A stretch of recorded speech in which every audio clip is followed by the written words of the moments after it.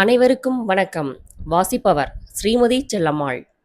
பாலோ கொயலோ அவர்கள் எழுதிய ரசவாதி நூலை தொடர்ந்து கொண்டிருக்கின்றோம். உங்கள் கனவுகளை பின்தொடர்ந்து செல்வதை பற்றிய ஒரு கற்பனை கதை. தமிழில் மொழிபெயர்ப்பு நாகலட்சுமி சண்முகம் அவர்கள். உனக்கு என்ன வேண்டும் என்பதை நீ எப்போதும் அறிந்திருக்க வேண்டும் என்று அந்த முதிய அரசர் சாண்டியாகோவிற்கு கூறியிருந்தார். தனக்கு என்ன வேண்டும் என்பதை சாண்டியாகோ இப்போது அறிந்திருந்தான். அதை அடைவதற்கு தேவையான நடவடிக்கைகளை அவன் மேற்கொண்டிருந்தான். டேஞ்சியர் என்ற வினோதமான நகரத்திற்கு வந்து சேர்ந்து வழியில் ஒரு திருடனை சந்தித்து இறுதியில் சல்லி காசு கூட செலவழிக்காமல் தன்னுடைய செம்மறியாடுகளின் எண்ணிக்கையை 2 மடங்காக ஆக்கிக் கொள்வதுதான் தன்னுடைய புதையல் போலும் என்று அவன் நினைத்து கொண்டான். அவன் தன்னை குறித்து பெருமிதம் கொண்டான். படிக பொருட்களை எவ்வாறு விற்பனை செய்வது, வார்த்தைகளற்ற மொழியில் எவ்வாறு உரையாடுவது, சகுனங்களை எப்படி புரிந்து கொள்வது ஆகியவை உட்பட அவன் சில முக்கியமான விஷயங்களை கற்றிருந்தான். ஒரு நாள் மதிய வேளையில் அந்த குன்றின் உச்சியில் ஒருவர் நின்று கொண்டு, இவ்வளவு தூரம் ஏறி வந்த களைப்பை போக்குவதற்கு ஏதேனும் பருக ஒரு நல்ல இடம் எதுவும் இல்லையே என்று குறை கூறி கொண்டிருந்ததை சாண்டியாகோ கவனித்தான். சகுனங்களை தெரிந்து கொள்ள பழக்கப்பட்டிருந்த அவன் அந்த படிக வியாபாரியிடம் பேசினான். குன்றின் மீது ஏறி வருகின்ற மக்களுக்கு நாம் தேநீரை விற்கலாம் என்று அவன் கூறினான். இங்கு பல இடங்களில் தேநீர் விற்கப்படுகிறது என்று அந்த வியாபாரி பதிலளித்தார். ஆனால் நாம் படிக கண்ணாடியாலான குவளைகளில் தேநீர் விற்கலாம். மக்கள் அதை ருசித்து பருகுவதோடு அந்த குவளைகளையும் வாங்க விரும்புவர். அழகுதான் ஆண்களை பெரிதும் கவர்ந்திழுக்கிறது என்று நான் கேள்விப்பட்டிருக்கிறேன். அந்த வியாபாரி அதற்கு பதிலேதும் கூறவில்லை. ஆனால் அன்று மதியம் அவர் தன்னுடைய பிரார்த்தனைகளை சொல்லி முடித்துவிட்டு தன்னுடைய கடையை மூடிய பிறகு தன்னோடு வந்து அமர்ந்து தன்னுடைய ஹூக்காவை பகிர்ந்து கொள்ளும்படி சாண்டியாகோவுக்கு அவர் அழைப்பு விடுத்தார். நீ எதை தேடிக்கொண்டிருக்கிறாய் என்று அந்த வியாபாரி கேட்டார். நான் ஏற்கனவே உங்களிடம் கூறியிருக்கிறேன். நான் என்னுடைய செம்மறியாடுகளை திரும்பவும் வாங்கியாக வேண்டும். அதற்காக நான் பணம் சம்பாதிக்க வேண்டும். அந்த வியாபாரி சில புதிய கரி கற்களை அந்த ஹூக்காவுக்குள் போட்டு புகையை ஆழமாக உள்ளிழுத்தார். 30 ஆண்டுகளாக நான் இந்த கடையை நடத்தி வருகிறேன். நல்ல படிகங்களை மோசமானவற்றிலிருந்து என்னால் பிரித்து பார்க்க முடியும். படிகங்களை பற்றி ஒருவருக்கு தெரிந்திருக்க வேண்டிய அனைத்து விஷயங்களும் எனக்கு தெரியும். படிகத்தின் பரிமாணங்களையும் அது எப்படி நடந்து கொள்ளும் என்பதையும் நான் அறிவேன். நாம் படிக குவளைகளில் தேநீர் வழங்கினால் நம்முடைய கடை விரிவடையும். பிறகு நான் என்னுடைய வாழ்க்கை முறையை மாற்றிக்கொண்டாக வேண்டும். அது நல்லதுதானே? நான் ஏற்கனவே தற்போதைய வாழ்க்கை முறைக்கு பழக்கப்பட்டுள்ளேன். என்னுடைய நண்பர்கள் யாவரும் இங்கிருந்து இடம்பெயர்ந்து சென்று ஒன்று திவாலாயினர் அல்லது முன்பை விட சிறப்பாக தொழில் நடத்தினர். ஆனால் நான் மட்டும் இதே இடத்தில் எவ்வளவு நேரத்தை விரயமாக்கி இருந்தேன் என்பதை பற்றி நீ என்னுடைய கடைக்கு வருவதற்கு முன்பு நான் யோசித்துக் கொண்டிருந்தேன். அந்த எண்ணம் எனக்கு பெரும் மனச்சோர்வை ஏற்படுத்தியது. ஆனால் இத்தனை காலமும் என்னுடைய நிலைமை அப்படி ஒன்றும் மோசமாக இருக்கவில்லை என்பதை இப்போது நான் பார்க்கிறேன். என்னுடைய கடை எவ்வளவு பெரியதாக இருக்க வேண்டும் என்று நான் எப்போதும் விரும்பி வந்தேனோ அது துல்லியமாக அந்த அளவு இருக்கிறது. நான் எதையும் மாற்ற விரும்பவில்லை. ஏனெனில் மாற்றத்தை எப்படி கையாள வேண்டும் என்று எனக்கு தெரியாது. நான் இதுவரை எப்படி இருந்து வந்திருக்கிறேனோ அதற்கு நான் பழக்கப்பட்டு போயிருக்கிறேன்.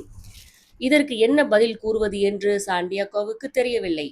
அந்த முதிய வியாபாரி அவனிடம், உண்மையிலேயே நீ எனக்கு கிடைத்துள்ள ஒரு மிக பெரிய ஆசிர்வாதம்தான். முன்பு நான் கவனித்திராத ஒரு விஷயத்தை இன்று நான் புரிந்து கொண்டுள்ளேன். உதாசீனப்படுத்துகின்ற ஒவ்வொரு ஆசிர்வாதமும் ஒரு சாபமாக மாறுகிறது என்பதுதான் நான் கண்டுகொண்டுள்ள உண்மை. வாழ்வில் வேறு எதுவும் எனக்கு தேவையில்லை. ஆனால் செல்வத்தையும் நான் இதுவரை அறிந்திராத தொடுவானங்களையும் நான் பார்க்க வேண்டும் என்று நீ என்னை வற்புறுத்தி கொண்டிருக்கிறாய்.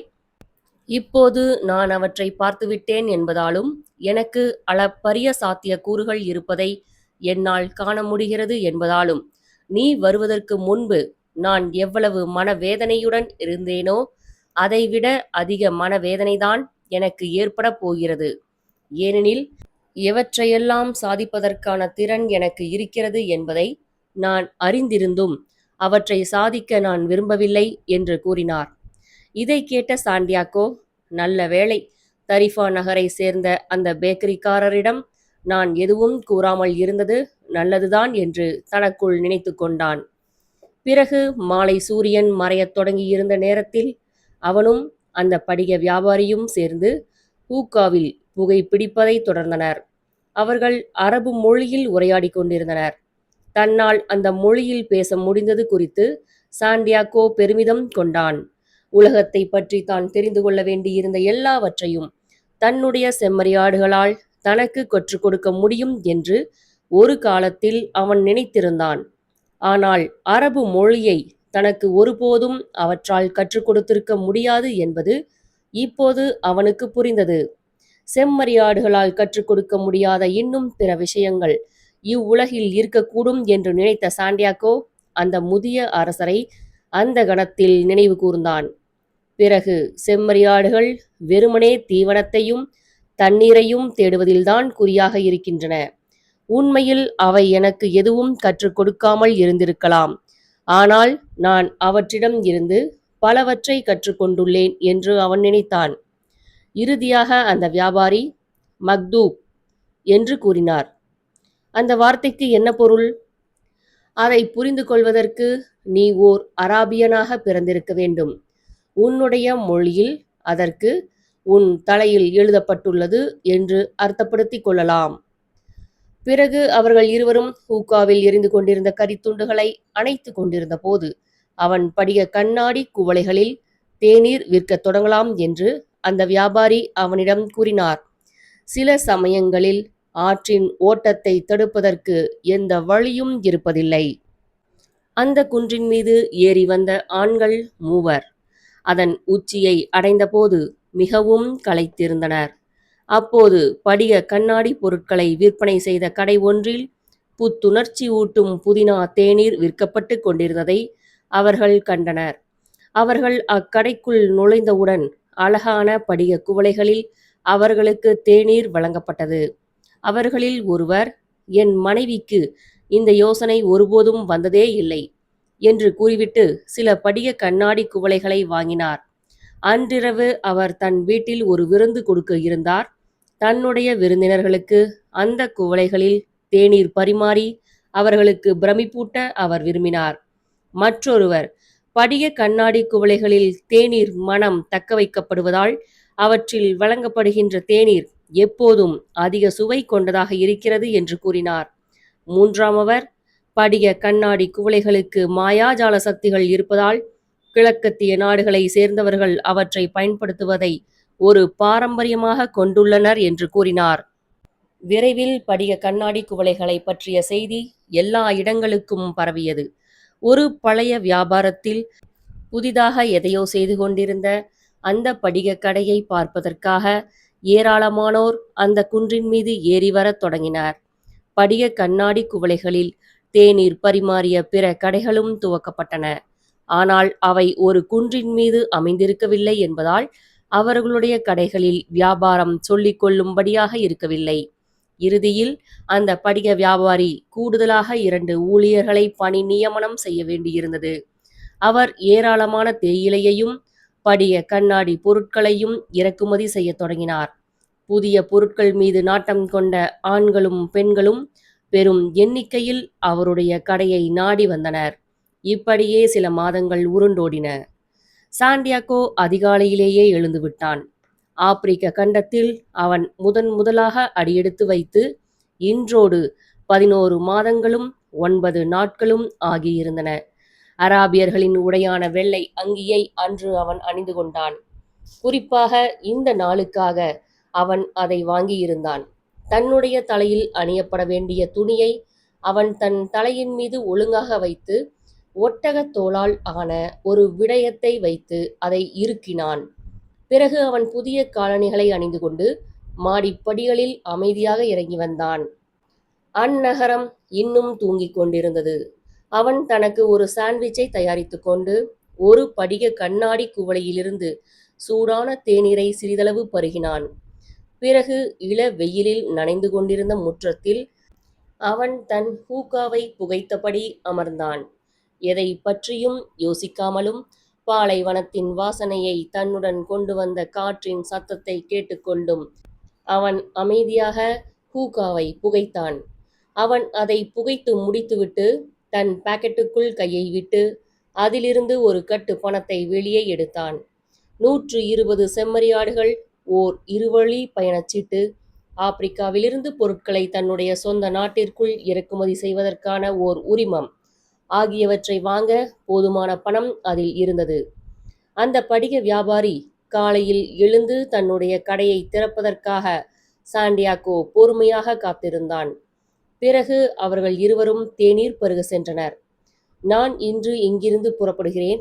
என்னுடைய செம்மறியாடுகளை வாங்க தேவையான பணம் என்னிடம் உள்ளது.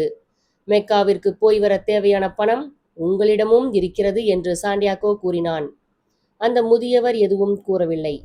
நீங்கள் எனக்கு உதவி இருக்கிறீர்கள். இப்போது நீங்கள் என்னை ஆசீர்வதிப்பீர்களா என்று சாண்டியாகோ கேட்டான். அவர் தொடர்ந்து தேநீர் தயாரித்தபடி மௌனமாக இருந்தார். பிறகு அவர் சாண்டியாகோவை நோக்கி திரும்பினார். நான் உன்னை குறித்து பெருமிதம் கொள்கிறேன். என்னுடைய படிய கடைக்கு நீ ஒரு புதிய உணர்வை கொண்டு வந்துள்ளாய். ஆனால் நான் மெக்காவிற்கு போவதில்லை என்பதை நீ அறிவாய். அதேபோல நீ செம்மறியாடுகளை வாங்கப் போவதில்லை என்பதையும் நீ அறிவாய் என அவர் கூறினார். இதை கேட்டு திடுக்கிட்ட சாண்டியாகோ, யார் அப்படி சொன்னது என்று கேட்டான். மஹ்தூப் என்று அந்த முதிய வியாபாரி கூறினார். பிறகு அவர் அவனை ஆசீர்வதித்தார். சாண்டியாகோ தன்னுடைய அறைக்குச் சென்று தன்னுடைய பொருட்களையெல்லாம் அள்ளி அவற்றை 3 சாக்கு பைகளில் போட்டு கட்டினான். அவன் அந்த அறையை விட்டு வெளியேற இருந்த நேரத்தில் முன்பு தான் ஓர் இடையனாக இருந்தபோது தான் பயன்படுத்திய பை அந்த அறையின் ஒரு மூலையில் கிடந்ததை அவன் கண்டான். அது கசங்கி போய் கிடந்தது. அவன் அதை பற்றி சிந்தித்து நீண்ட நாட்கள் ஆகியிருந்தன. தெருவில் யாருக்கேனும் கொடுப்பதற்காக அதிலிருந்த தன்னுடைய அங்கியை அவன் வெளியே எடுத்தபோது அதிலிருந்த 2 கற்களும் கீழே விழுந்தன. உரிம் மற்றும் தும்மிம் தான் அவை. இது அந்த முதிய அரசரை பற்றிய நினைவை அவனுக்கு கொண்டு வந்தது. தான் அவரை பற்றி நினைத்து நீண்ட காலம் ஆகியிருந்ததை அவன் உணர்ந்தபோது அவன் உண்மையிலேயே அதிர்ச்சி அடைந்தான். கிட்டத்தட்ட ஓராண்டு காலமாக அவன் இடைவிடாது வேலை செய்து வந்திருந்தான். பெருமிதத்தோடு ஸ்பெயினுக்கு திரும்பி செல்வதற்கு தேவையான பணத்தை சம்பாதிப்பதை பற்றி மட்டுமே அவன் சிந்தித்து வந்திருந்தான். கனவு காண்பதை ஒருபோதும் நிறுத்தாதே, சகுனங்களை பின்பற்றி செல் என்று அந்த முதிய அரசர் கூறியிருந்தது அவனுடைய நினைவுக்கு வந்தது. சாண்டியாகோ அந்த 2 கற்களையும் கீழே இருந்து எடுத்தான். அப்போது அந்த முதிய அரசர் தன்னருகே இருந்தது போன்ற ஒரு வினோதமான உணர்வு மீண்டும் அவனுக்கு ஏற்பட்டது. அவன் ஓராண்டு காலமாக கடினமாக வேலை செய்திருந்தான். இனி அவன் அங்கிருந்து போக வேண்டும் என்றுதான் சகுனங்கள் சுட்டிக்காட்டின. அரபு மொழியில் பேச என்னுடைய செம்மறியாடுகள் எனக்கு கற்றுக் கொடுக்கவில்லை என்றாலும் கூட நான் என் ஊருக்கு திரும்பிச் சென்று முன்பு நான் என்ன செய்து கொண்டிருந்தேனோ அதையே நான் செய்யப் போகிறேன் என்று சாண்டியாகோ நினைத்து கொண்டான். ஆனால் அவனுடைய செம்மறியாடுகள் அதைவிட அதிக முக்கியமான ஒரு விஷயத்தை அவனுக்கு கற்றுக் கொடுத்திருந்தன. எல்லோரும் புரிந்து கொள்கின்ற ஒரு மொழி இவ்வுலகில் இருந்தது என்பதுதான் அது. அந்த படிய கடையில் வியாபாரத்தை மேம்படுத்துவதற்காக அவன் முயற்சித்துக் கொண்டிருந்த காலம் நெடுகிலும் அவன் அதை பயன்படுத்தி இருந்தான். உற்சாகத்தின் மொழி அது. அன்பு மற்றும் குறிக்கோளின் மூலம் சாதிக்க முடிகின்றவற்றை பற்றிய மொழி அது. டேஞ்சியர் நகரம் இனியும் அந்நியமானதாக அவனுக்கு தோன்றவில்லை. தான் இந்நகரத்தை வெற்றி கொண்டிருந்ததைப் போல இவ்வுலகத்தையும் தன்னால் வெற்றி கொள்ள முடியும் என்று அவன் நினைத்தான். நீ எதையேனும் அடைய விரும்பும் போது இந்த ஒட்டுமொத்த பிரபஞ்சமும் உனக்கு உதவுவதற்காக காய்களை உனக்கு சாதகமாக நகர்த்தும் என்று அந்த முதிய அரசர் கூறியிருந்ததும் அவனுக்கு ஞாபகத்திற்கு வந்தது. கொள்ளையடிக்கப்படுவது பற்றியோ முடிவற்ற பாலைவனங்களை பற்றியோ தங்கள் கனவுகள் எவையென்று அறிந்திருந்தும் அவற்றை நனவாக்க விரும்பாத மக்களை பற்றியோ அந்த அரசர் எதுவும் கூறியிருக்கவில்லை. பிரமிடுகள் என்பவை வெறும் கற்குவியல்கள்தான். அவற்றை யார் வேண்டுமானாலும் தன்னுடைய வீட்டின் பின்புறத்தில் கட்டி எழுப்ப முடியும் என்றும் அவர் கூறியிருக்கவில்லை. அதோடு முன்பு உன்னிடம் இருந்த செம்மறியாடுகளை விட அதிகமான செம்மறியாடுகளை வாங்குவதற்கு தேவையான பணம் உன்னிடம் இருக்கும்போது நீ உடனடியாக அவற்றை வாங்க வேண்டும் என்பதையும் அவர் கூற மறந்திருந்தார்.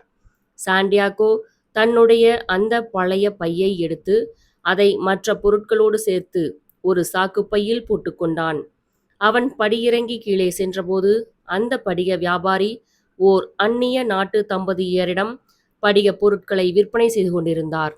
இன்னும் 2 வாடிக்கையாளர்கள் படிக கண்ணாடி குவளைகளில் தேநீர் அருந்தியபடியே அந்த கடையை சுற்றி பார்த்து கொண்டிருந்தனர். காலையில் இந்த நேரத்தில் கடையில் இவ்வளவு நடவடிக்கைகள் ஒருபோதும் நடைபெற்றதில்லையே என்று யோசித்தபடி நின்ற சாண்டியாகோ தூரத்தில் தெரிந்த அந்த முதிய வியாபாரியின் தலைமுடி அந்த முதிய அரசரின் தலைமுடியை ஒத்திருந்ததை முதன் முறையாக கண்டான். தான் டேஞ்சியர் நகருக்கு வந்த முதல் நாளன்று தான் பார்த்த மிட்டாய் கடைக்காரருடைய புன்னகையும் அந்த அரசரின் புன்னகையை ஒத்திருந்தது இப்போது அவனுடைய நினைவுக்கு வந்தது. அந்த அரசர் இங்கு வந்து தன்னுடைய முத்திரையை பதித்து சென்றிருந்தது போல அவனுக்கு தோன்றியது. ஆனாலும் இவர்களில் யாரும் அவரை ஒருபோதும் சந்தித்து இருக்கவில்லை.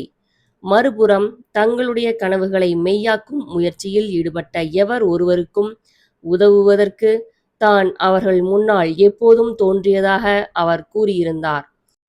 அந்த படிக வியாபாரியிடம் விடைபெற்று கொள்ளாமலேயே சாண்டியாகோ அங்கிருந்து புறப்பட்டு சென்று விட்டான். அங்கு மற்றவர்களின் முன்னிலையில் அவன் அழ விரும்பவில்லை. அந்த கடையும் அங்கு அவன் கற்றுக்கொண்டிருந்த நல்ல விஷயங்களும் அவனுக்கு ஒருபோதும் மறக்காது. அவன் இப்போது அதிக தன்னம்பிக்கை கொண்டவனாக ஆகியிருந்தான்.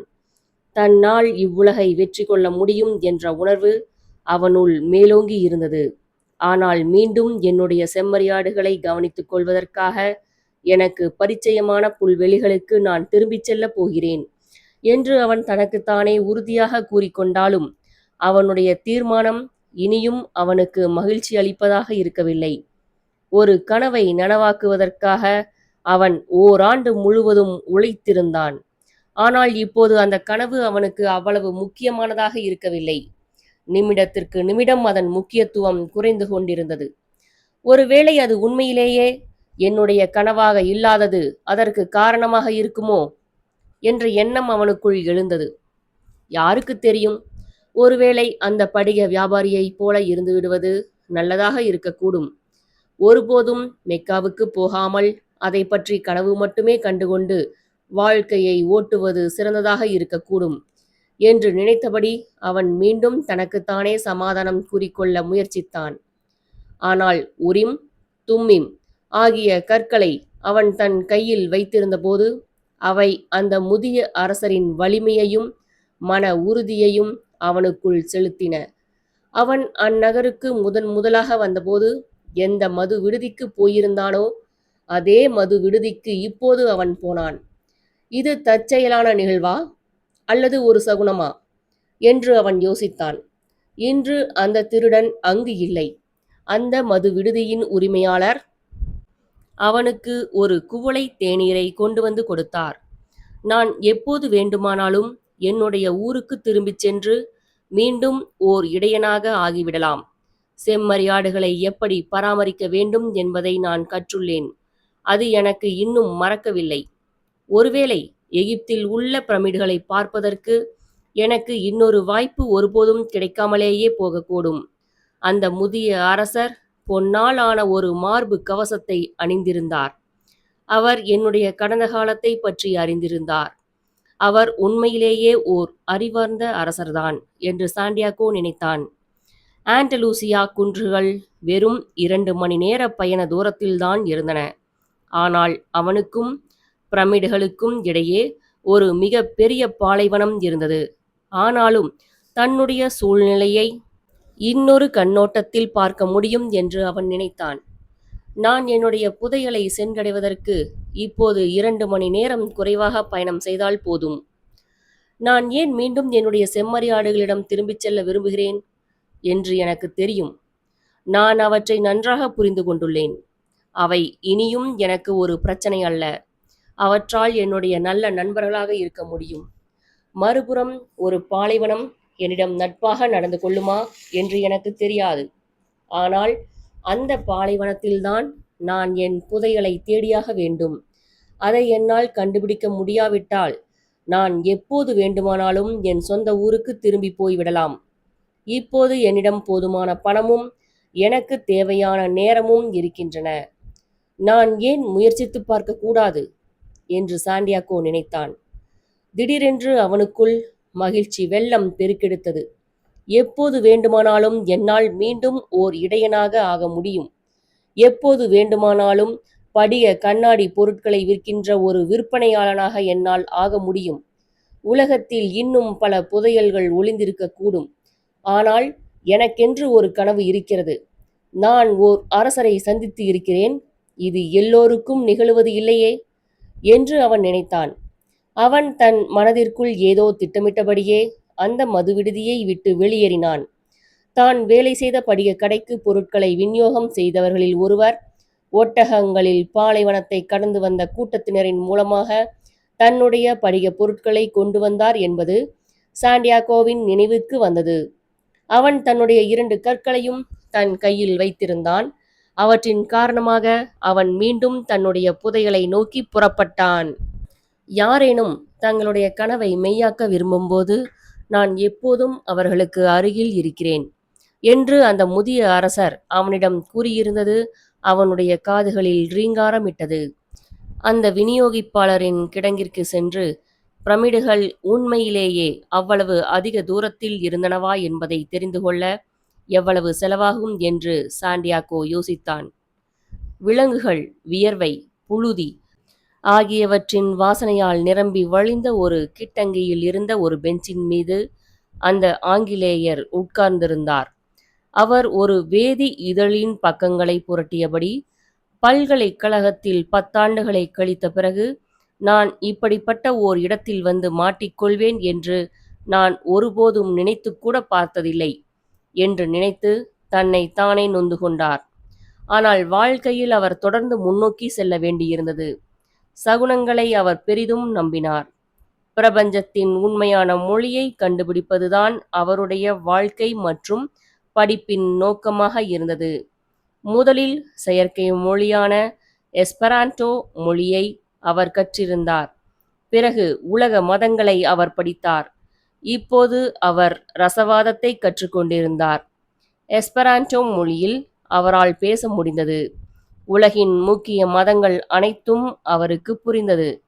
ஆனால் அவர் இன்னும் ஒரு ரசவாதியாக ஆகியிருக்கவில்லை. முக்கியமான கேள்விகளுக்கு பின்னால் இருந்த உண்மைகளை அவர் திரை விலக்கியிருந்தார். ஆனால் அவருடைய ஆய்வுகள் அவரை ஒரு குறிப்பிட்ட எல்லை வரை அழைத்து சென்றதோடு சரி. அந்த எல்லையை தாண்டி அவரால் போக முடியவில்லை. ஒரு ரசவாதியோடு ஓர் உறவை வளர்த்து கொள்வதற்கு அவர் கடினமாக முயற்சித்தும் கூட அது அவருக்கு கைகூடவில்லை. ரசவாதிகள் வினோதமான மனிதர்களாக இருந்தனர். அவர்கள் தங்களை பற்றி மட்டுமே நினைத்தனர். அந்த ஆங்கிலேயருக்கு உதவ அவர்கள் எப்போதும் மறுத்து வந்தனர். ஒருவேளை ரசவாத கல்லின் இரகசியத்தை கண்டுபிடிக்க அவர்கள் தவறியிருக்கக்கூடும். இதனால்தான் அவர்கள் தங்களுக்கு தெரிந்த விஷயங்களை தங்களுக்கிடையே மட்டும் வைத்துக் கொண்டனர் என்று அந்த ஆங்கிலேயர் நினைத்தார். தன்னுடைய தந்தை தனக்கு விட்டுச் சென்றிருந்த சொத்தில் பெரும் பகுதியை ரசவாத கல்லை தேடுகின்ற வீண் முயற்சியில் அவர் ஏற்கனவே செலவிட்டிருந்தார். உலகின் மாபெரும் நூலகங்களில் அவர் ஏராளமான நேரத்தை செலவிட்டிருந்தார். ரசவாதம் பற்றிய அரிய மற்றும் மிக முக்கியமான நூல் தொகுதிகளை அவர் மிக அதிக விலை கொடுத்து வாங்கியிருந்தார். அவற்றில் ஒரு நூலில் பின்வரும் கதையை அவர் படித்திருந்தார். பல ஆண்டுகளுக்கு முன்பு அரபு நாட்டை சேர்ந்த பிரபல ரசவாதி ஒருவர் ஐரோப்பாவிற்கு சென்றிருந்தார். அவர் 200 வயதிற்கு மேற்பட்டவர் என்றும் ரசவாத கல்லையும் அமுதத்தையும் அவர் கண்டறிந்திருந்ததாகவும் கூறப்பட்டது. அந்த ஆங்கிலேயரை இக்கதை பெரிதும் கவர்ந்தது.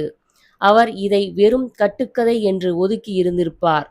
ஆனால் பாலைவனத்தில் தொல்பொருள் ஆராய்ச்சி ஒன்றை மேற்கொண்டுவிட்டு வீடு திரும்பியிருந்த அவருடைய நண்பர் ஒருவர் அசாதாரணமான சக்திகளை கொண்ட அராபியர் ஒருவரை பற்றி அவரிடம் கூறியது அவருடைய எண்ணத்தை மாற்றியது. அவர் அல் ஃபெயும் பாலைவனத்தில் வாழ்கிறார். அவருக்கு 200 வயது என்றும் அவரால் எந்த ஓர் உலோகத்தையும் தங்கமாக மாற்ற முடியும் என்றும் மக்கள் கூறுகின்றனர் என்று அந்த நண்பர் கூறினார். அந்த ஆங்கிலேயரால் தன்னுடைய உற்சாகத்தை கட்டுப்படுத்திக் கொள்ள முடியவில்லை. அவர் தன்னுடைய மற்ற எல்லா வேலைகளையும் ரத்து செய்துவிட்டு தன்னுடைய மிக முக்கியமான புத்தகங்களை எடுத்துக்கொண்டு புறப்பட்டு வந்து புழுதி படர்ந்த ஒரு கிட்டங்கியில் இப்போது உட்கார்ந்து கொண்டிருந்தார். வெளியே சஹாரா பாலைவனத்தை கடப்பதற்காக ஒரு பெரிய கூட்டம் தயாராகி கொண்டிருந்தது. அக்கூட்டம் அல் ஃபெயும் வழியாக செல்ல திட்டமிடப்பட்டிருந்தது. அந்த ரசவாதியை நான் கண்டுபிடிக்கப் போகிறேன் என்று அந்த ஆங்கிலேயர் தனக்குள் கூறிக்கொண்டார். இப்போது அங்கிருந்த விலங்குகளிடமிருந்து வீசிய துர்நாற்றத்தை அவரால் தாங்கிக் கொள்ள முடிந்தது. இளம் அராபியன் ஒருவன் தன்னுடைய மூட்டை முடிச்சுகளுடன் அங்கு நுழைந்து அந்த ஆங்கிலேயரிடம் நலம் விசாரித்தான். நீங்கள் எங்கே போகிறீர்கள் என்று அவன் அவரிடம் கேட்டான். நான் பாலைவனத்திற்கு போய்க் கொண்டிருக்கிறேன் என்று பதிலளித்த அந்த ஆங்கிலேயர் மீண்டும் தன்னுடைய புத்தகத்தை படிக்கத் தொடங்கினார்.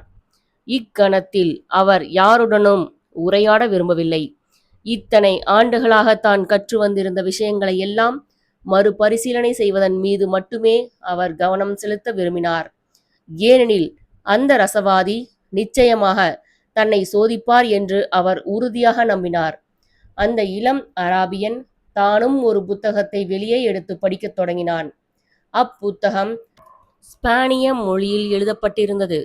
அவன் அரபு மொழியை விட ஸ்பானிய மொழியில் அதிக சிறப்பாக பேசினான். எனவே அவன் இளம் அராபியனுக்கு ஸ்பானிய மொழி தெரிந்திருப்பது நல்லதுதான். அவனும் அல் ஃபெயும் நகருக்குத்தான் போகிறான் என்றால் செய்வதற்கு வேறு எந்த முக்கியமான விஷயமும் இல்லாதபோது பேச்சு துணைக்கு ஒருவன் இருப்பான் என்று அந்த ஆங்கிலேயர் நினைத்தார். தன்னுடைய புத்தகத்தை வாசித்துக் கொண்டிருந்த சாண்டியாகோ துவக்கத்திலேயே இடம்பெற்றிருந்த ஈமசடங்கு காட்சியை மீண்டும் படிக்க முயற்சித்து, என்ன விந்தை இது! இப்புத்தகத்தை படிக்க நானும் 2 ஆண்டுகளாக முயற்சித்து வந்திருக்கிறேன். முதல் ஒரு சில பக்கங்களை தாண்டி ஏன் என்னால் படிக்க முடியவில்லை என்று தன்னைத்தானே கேட்டுக்கொண்டான். அவனுடைய வாசிப்பில் குறுக்கிடுவதற்கு எந்தவோர் அரசரும் இல்லாதபோது கூட அவனால் அப்புத்தகத்தின் மீது ஒருமித்த கவனம் செலுத்த முடியவில்லை. தான் எடுத்திருந்த தீர்மானம் குறித்து அவனுக்கு இன்னும் சில சந்தேகங்கள் இருந்தன. ஆனால் தீர்மானம் மேற்கொள்வது என்பது விஷயங்களின் துவக்கம் மட்டுமே என்ற உண்மை மட்டும் அவனுக்கு நன்றாக புரிந்திருந்தது. ஒருவர் ஒரு தீர்மானம் மேற்கொள்ளும் போது அதற்கு முன்பு தான் ஒருபோதும் கனவில் கூட நினைத்திராத இடங்களுக்கெல்லாம் தன்னை அழைத்துச் செல்லக்கூடிய ஒரு வலிமையான நீரோட்டத்திற்குள் அவர் குதிக்கிறார் என்று பொருள்.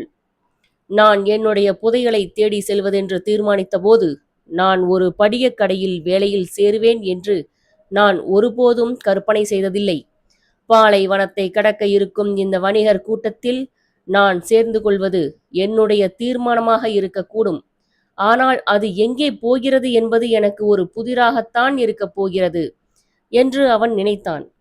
அருகே அமர்ந்திருந்த அந்த ஆங்கிலேயர் ஒரு புத்தகத்தை படித்து கொண்டிருந்தார். அவர் அவ்வளவு தோழமையானவராக தெரியவில்லை.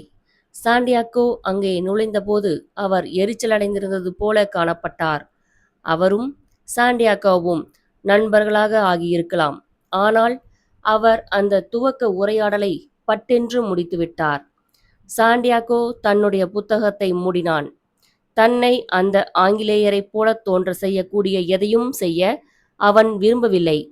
அவன் தன்னுடைய பாக்கெட்டிலிருந்து உரிம், தும்மிம் ஆகிய கற்களை எடுத்து அவற்றோடு விளையாடத் தொடங்கினான். அந்த ஆங்கிலேயர் அதை கண்டு உரிம், தும்மிம் என்று கத்தினார். சாண்டியாகோ மின்னல் வேகத்தில் அவற்றை மீண்டும் தன்னுடைய பாக்கெட்டுக்குள் போட்டுக்கொண்டான். அவை விற்பனைக்கு அல்ல என்று அவன் கூறினான். அவை ஒன்றும் அவ்வளவு விலைமதிப்பு கொண்டவை அல்ல. அவை வெறுமனே பாறை படிகத்தை கொண்டு உருவாக்கப்பட்டவைதான்.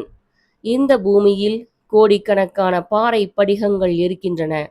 அவற்றை பற்றி அறிந்துள்ளவர்களுக்கு உன்னிடம் இருப்பது உரிம் மற்றும் தும்மிம் என்பது தெரியும். உலகின் இப்பகுதியில் அக்கற்கள் இருப்பது எனக்கு தெரியாது என்று அவர் கூறினார். அரசர் ஒருவர் இவற்றை எனக்கு பரிசாக கொடுத்தார் என்று சாண்டியாகோ கூறினான். அந்த ஆங்கிலேயர் அதற்கு பதிலளிக்கவில்லை. மாறாக அவர் தன் பாக்கெட்டுக்குள் கையை விட்டு அதே போன்ற 2 கற்களை வெளியே எடுத்தார். பிறகு அவர் சாண்டியாகோவை பார்த்து, அந்த கற்களை ஓர் அரசர் உனக்கு கொடுத்ததாக நீ கூறினாய் அல்லவா என்று கேட்டார். என்னை போன்ற ஓர் இடையனிடம் ஓர் அரசர் பேசியிருப்பார் என்று நீங்கள் நம்பவில்லை என்று நினைக்கிறேன் என்று சாண்டியாகோ கூறினான். அவன் அந்த உரையாடலை அதற்கு மேல் தொடர விரும்பவில்லை. இல்லை இல்லை, ஓர் அவதார புருஷரை ஓர் அரசராக அங்கீகரிக்க ஏனைய உலகம் முழுவதும் மறுத்தபோது இடையர்கள்தான் முதலில் அவரை ஓர் அரசராக அங்கீகரித்தனர். எனவே அரசர்கள் இடையர்களிடம் பேசுவதில் வியப்பேதும் இல்லை என்று அந்த ஆங்கிலேயர் கூறினார். தான் எதை பற்றி பேசிக் கொண்டிருந்தோம் என்பது அந்த இளைஞனுக்கு புரியாமல் இருக்கக்கூடும் என்று நினைத்த அந்த ஆங்கிலேயர், அது பைபிளில் கூறப்பட்டிருக்கிறது. அதே புத்தகம்தான் உரிம் தும்மிம் ஆகியவற்றை பற்றியும் எனக்கு கற்றுக் கொடுத்தது. இக்கற்கள் மட்டுமே எதிர்காலத்தை பற்றி குறி சொல்வதற்கு கடவுளால் அனுமதிக்கப்பட்டுள்ள ஒரே வடிவம் என்று கூறினார். தான் இப்போது அந்த கிட்டங்கியில் இருந்தது குறித்து சாண்டியாகோ திடீரென்று மகிழ்ச்சி கொண்டான். ஒருவேளை இது ஒரு சகுனமாக இருக்கலாம் என்று அந்த ஆங்கிலேயர் உரக்க கூறினார். சகுனங்களை பற்றி யார் உங்களுக்கு கூறினார்கள் என்று கேட்ட சாண்டியாகோவின் ஆர்வம் கணத்திற்கு கணம் அதிகரித்து கொண்டிருந்தது. அந்த ஆங்கிலேயர் தான் படித்து கொண்டிருந்த புத்தகத்தை மூடியபடியே, வாழ்வில் எல்லாமே ஒரு சகுனம்தான், எல்லோரும் புரிந்து கொள்கின்ற, ஆனால் ஏற்கனவே எல்லோரும் மறந்துவிட்ட பிரபஞ்ச மொழி ஒன்று இருக்கிறது. நான் தேடிக்கொண்டிருக்கின்ற பல விஷயங்களில் அந்த பிரபஞ்ச மொழியும் அடங்கும். அதனால்தான் நான் இங்கு இருக்கிறேன். அந்த மொழியை அறிந்த ஒருவரை நான் கண்டுபிடித்தாக வேண்டும். நான் ஒரு ரசவாதியை கண்டுபிடித்தாக வேண்டும் என்று கூறினார். அப்போது அங்கு வந்த அந்த கிட்டங்கியின் முதலாளியால் அந்த உரையாடல் தடைப்பட்டது. பருத்த உடலை கொண்ட அந்த அராபியர் அவர்களிடம், நீங்கள் இருவரும் அதிர்ஷ்டம் செய்திருக்கிறீர்கள். அங்கே நிற்கும் கூட்டம் இன்று அல்-ஃபெய்முக்கு பயணம் மேற்கொள்ளவிருக்கிறது என்று கூறினார். ஆனால் நான் எகிப்திற்கு போகப் போகிறேன் என்று சாண்டியாகோ கூறினான். அல்-ஃபெயும் எகிப்தில்தான் இருக்கிறது. நீ என்ன மாதிரியான அராபியன் என்று அந்த அராபியர் கேட்டார். அவர் வெளியே போன பிறகு அந்த ஆங்கிலேயர் சாண்டியாகோவிடம், இது ஒரு நல்ல சகுனம். என்னால் முடிந்தால் அதிர்ஷ்டம், தற்செயலான நிகழ்வு ஆகிய 2 வார்த்தைகளை பற்றி மட்டும் ஒரு முழு கலை களஞ்சியத்தை நான் எழுதுவேன். அந்த 2 வார்த்தைகளை கொண்டுதான் அந்த பிரபஞ்ச மொழி எழுதப்பட்டுள்ளது என்று கூறினார். பிறகு அவர் சாண்டியாகோவிடம், நீ அந்த 2 கற்களையும் உன் கையில் வைத்திருக்கும் போது நான் உன்னை சந்தித்தது ஒரு தற்செயலான நிகழ்வு அல்ல. நீயும் ரசவாதியை தேடித்தான் போய்க் கொண்டிருக்கிறாயா என்று கேட்டார். நான் ஒரு புதையலை தேடிக் கொண்டிருக்கிறேன் என்று பதிலளித்த அவன், தான் அவ்வாறு கூறியது குறித்து உடனே தன்னை நொந்து கொண்டான்.